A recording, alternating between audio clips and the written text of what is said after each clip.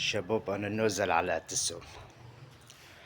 نازل على اعتصام، وستكون لي مطالب مختلفة عن العالم الموجودين، بما أنه نحن لازم نثبت أمان البلد. فأنا إلي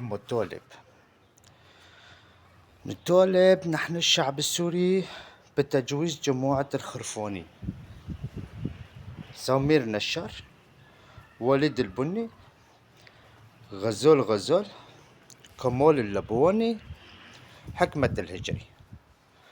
لازمنا 5 عرايس علمانيات بيشربوا ويسكي عشان نتجوز هدول الخطايرة، نخلص منه. قعدوا بالبيت ما بتلعسودوا، يكونوا علمانيات وصبويا، يعني عمره وحدة 20، شون كل ما طلع حاول يمد راسه من الباب ترفسع وجهه.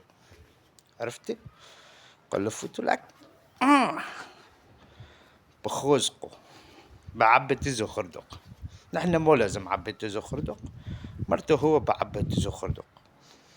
يعني مو بعرف من بتجوز التوني، مو بعرف، بس المهم يعني نطالب الحكومة السورية هدول الجموع الخرفانين جوزيهم. عرفتي؟